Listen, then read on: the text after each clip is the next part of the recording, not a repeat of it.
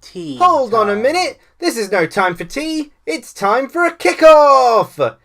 Yes, you hear that right, folks? I, Souldin of the Grin brothers, have returned with a kickoff video. It's been a long time since I last did one of these. I've actually been trying to do this opening like 3 or 4 times. That's how rusty I am at doing these kickoff videos, which is kind of funny because the kickoff series is the only one where I follow a script. This little bit, intro bit, is kind of off script. So it's kind of funny how poor I am at actually sort of opening up, because I'm usually so, I just sort of speak my mind, as it were, without having to follow much of a sort of thought process to it all. I mean, I've used scripts for some videos of the occasional tea time where there's so much information on quotes I want to try and bring up. In any case, this is no time for tea, of course. This is no time to bring up tea times. This is time to talk about a kickoff video, and more specifically what a kickoff video covers. Time for me to talk about a Kickstarter and try to help promote it a bit. On that subject though, just before I begin talking about today's Kickstarter, I did want to mention that a previous Kickstarter, Destiny Chronicles,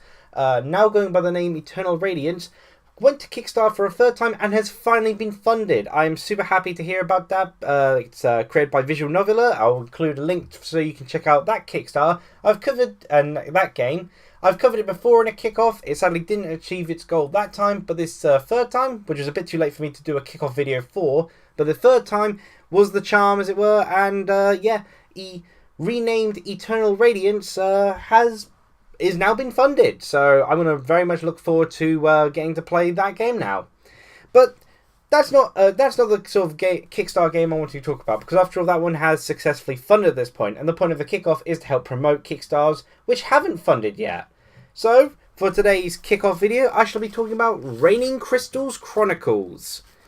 RainingCrystals Chronicles is a 2.5D action platformer game set in the varied and bizarre location of New Sun City, and it's being made by Mexican developers Lobo Sandia. It's planned for Windows, Linux, Xbox One, and PS4 with a Switch port in future, depending on how things go. So yeah, I stumbled upon this game a little while back. I actually went back onto Kickstarter because of Eternal Radiance, because I was on watch for the actual creators, the visual novella, for when they'd once again bring Destiny Chronicles to Kickstarter, so I could try and help fund it for a 3rd time. They'd renamed it Eternal Radiance at that point, of course. And so when I did, I decided to just check what games had popped up in the Kickstarter. I don't have much money at the moment to spare for Kickstarter because I've been doing so much in regards to commissioning, and because I don't have a consistent job. So in the future, I'll probably be able to make more kickoff videos when there are more Kickstarters which interest me, and when I've got a more consistent flow of money to be able to spend on Kickstarters. However, this game really caught my eye, in part because of its visual style, certainly setting itself apart from a lot of the pixel-based games, as I'll get into later. And just, lots of little things sort of caught my eye. I watched the trailer, liked it and all. And so I thought, you know what, I'm going to try and help promote this game. So let's start talking about RainingCrystals Chronicles. I gave the kind of the brief summary of you, which was basically summing up the little header summary. But let's see. Okay, and of course, RainingCrystals Chronicles, I'll be having the link to it and its Kickstarter in the summary below. I have already backed it myself, and I'll get into that later. It took a while for me to actually decide on what to back it for, because I couldn't decide between a couple of the tiers, and I will talk about that later as well. And I'll throw up any information. I can only fit so much information on an A4 page. I'll throw up any information that I feel is important that I haven't been able to include in this discussion up on screen, so keep an eye on that. And of course, in the background, of course, is the lovely Nanka football uniform image drawn by Louvera UC. So thank you for that. Okay, in RainingCrystals Chronicles, you run, jump, fly, and swing through the story-rich semi-open world of New Sun City. Yeah, it's quite surprising. It doesn't show too much of it within the trailer in terms of the story content. It's a very the trailer is pretty cool, but it's very light on the dialogue. But you actually go through the Kickstarter page, there is a lot of lore and story and backstory to all this. Lots of uniquely designed characters, and there's their sort of main page. They've got like an extra page, like a wiki. It is a wiki to serve to explain further on the characters and story. So there's a lot of lore to this 2.5D game. Tackle crazy zoos and abandoned theme parks as one of 6 characters. Be it the snake-armed human Curian, the snake man mechanic Krogu, or others consisting of robots, plants, and goths. Of course, the best species, goths. Each character has their reason for taking part in wild platforming escapades with a scientist-run metropolis obsessed with high energy and law-defying crystals. Gang warfare breaks out for these crystals, whilst your 6 characters, known as the Crystal Punks, aim to obtain the 6, awfully convenient number really, given it's 6 friends, Supreme Crystals. So yeah, like I said, there's a lot of interesting lores and backstory to it, though the main plot is a pretty standard one. You find the 6 mystical items, such and such. But like I said, there's a lot of lore and backstory into how the situation occurred. I think I may bring that up a little bit later. No, I don't think I do mention the thing. Basically, there's a sort of story element where years ago...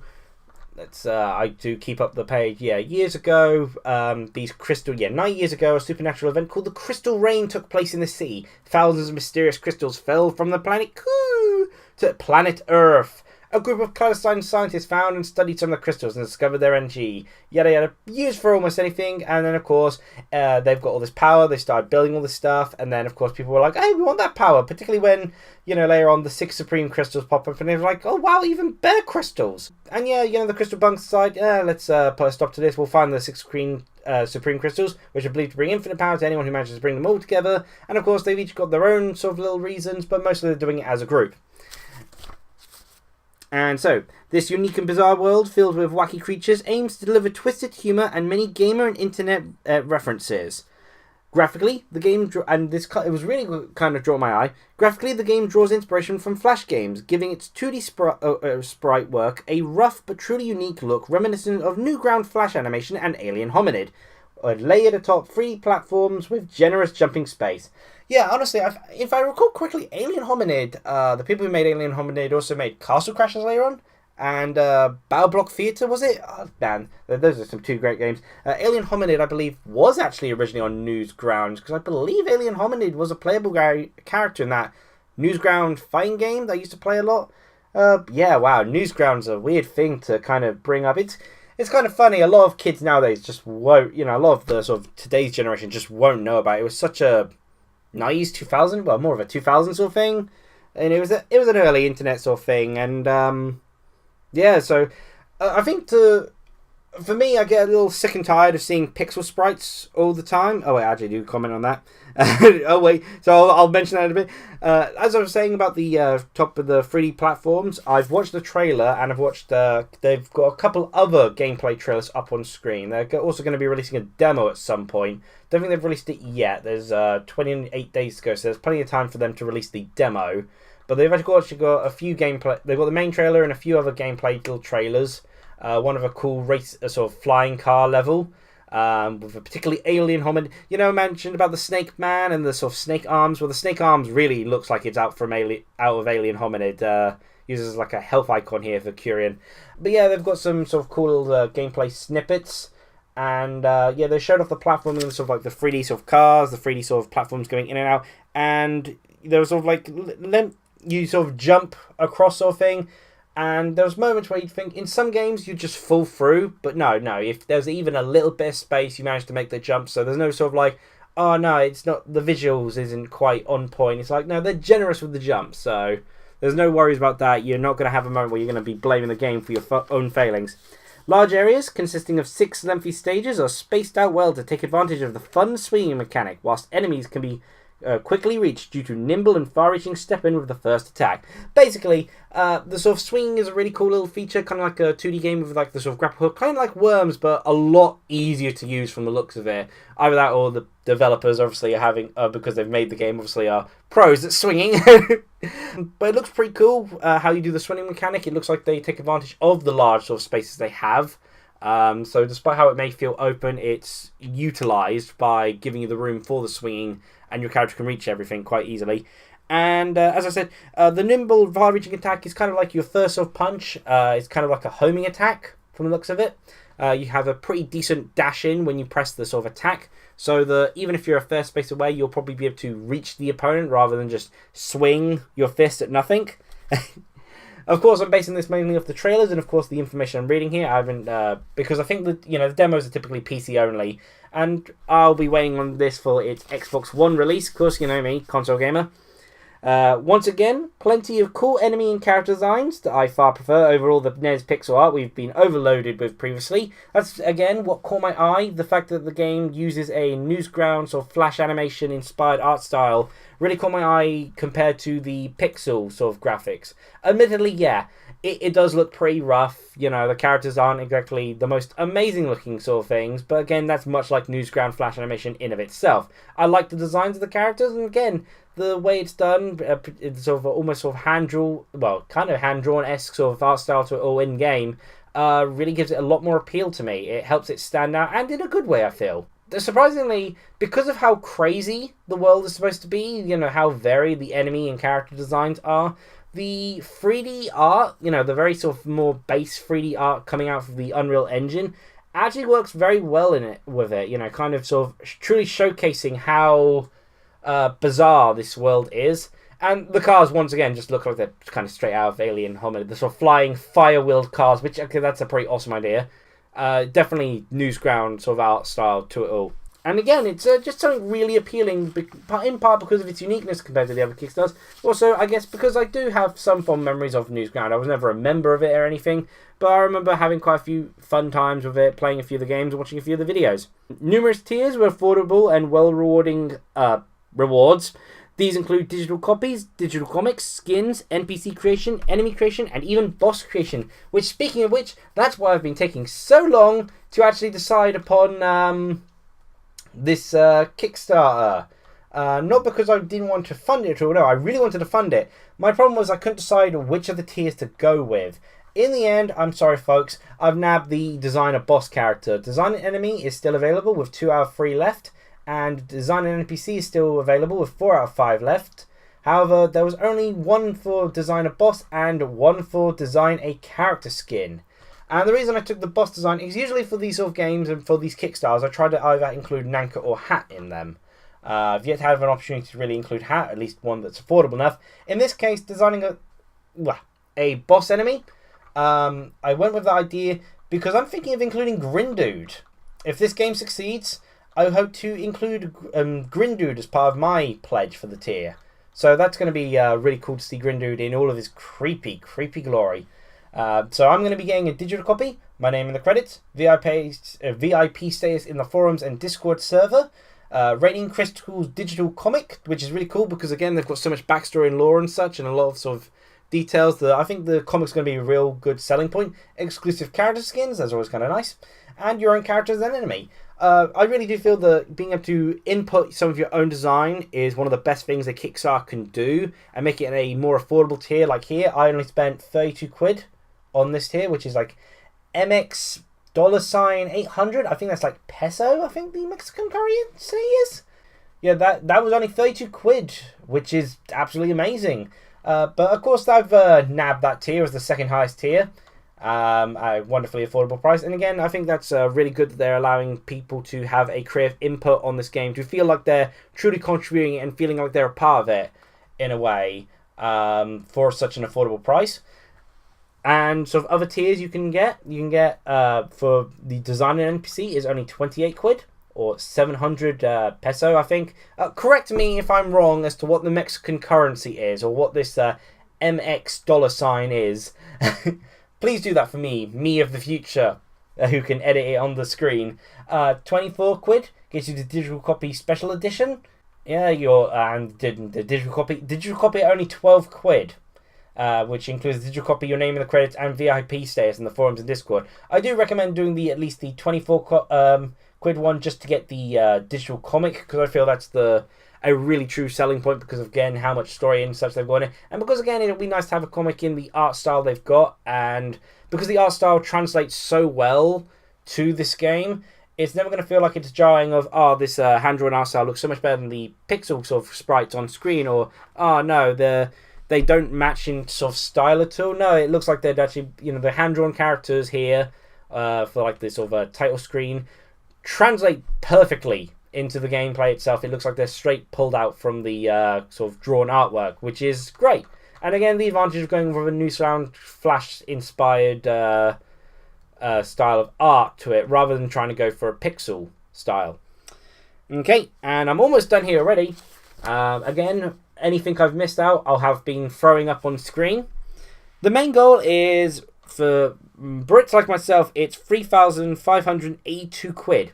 In the currency here, I'm assuming Mexican curry, it's 90,000. But the fact that it's only 3,582 quid, that's much smaller. Actually, another game I ended up funding, Twisted Fusion actually had like a 3,000 quid Kickstarter. It wasn't the most amazing game, but it was affordable and it had multiplayer. And so, most of all with Twisted Fusion is it was fun. It wasn't going to, be groundbreaking, but it was fun. And the moment you nail fun, well, you've done it then. You've done a successful game the moment you get fun. You don't need to recreate the wheel to have fun. And so, yeah, the game looks like it's, it doesn't need a huge budget, but it is in need of funding quite a bit. There's only 17 backers so far, including myself. So hopefully you'll be interested in it yourself, because I'd really like to see this game succeed. It's, at the time of recording this, got 28 days to go, but I'm going to put the more correct time, because I'm probably uploading it just the following week of me actually recording this, so like within the next 7 days of me recording this. So, yeah. Main goal is 3,582, but of course there are stretch goals, and these include local multiplayer, which is a way to make just about any game a ton of fun, and I'd love to be able to play with Rafi on this. That's 110,000 Mexican pesos. Okay, so it is pesos. Okay, it is pesos. Okay, 130,000 Mexican pesos gets you online multiplayer mode, and 150,000 Mexican pesos will give this game an animated intro video. Kind of makes me think of like the CD32 in a sense, sort of more hand-drawn art style animated intro video. How a lot of the CD32 games were, they had Amiga 1200 versions, they were ported over, and the main thing they did was, okay, we're going to have CD quality sound, no sort of disc swapping, and of course, an animated intro and ending. So that basically covers just about everything. Didn't go into the developers here. They're a new team, each from Mexico. They got Arcade Machine doing the music. He doesn't sort of put his own face up. He goes via a alias, the Arcade Machine. You got Andres Cordova doing programming, game design, and story, and Victor Cordova doing character art, level design, and story as well. And there'll probably be more members of the team, but these are the main ones. And like Kickstarters, I believe they tend to sort of grow the team a little bit over time. But yeah, it is going to have a demo at some point released on the RainingCrystals.com, their website. And that is RainingCrystals Chronicles. It looks fun. It looks visually appealing. The swinging looks a lot of fun, and it looks like, well, just basically that. It's fun. Like, you can try to come up with as many elaborate words and elaborate ways to describe something as possible, but really when it comes to a game, you just need to make it look fun, and that's what it looks like. There's a good variety of characters, good variety of designs and such, and it all takes place in what looks to be a well-made game. And hopefully it'll get the funding it needs, and it'll get made, so I can get the chance to play it, and hey, so that you can get the chance to play as well. So then, that was the RainingCrystals Chronicles kickoff. I hope you all enjoyed. I hope you'll all take a look at the Kickstarter and consider backing it yourself if you're at all interested. And thank you all for watching. Cheerio!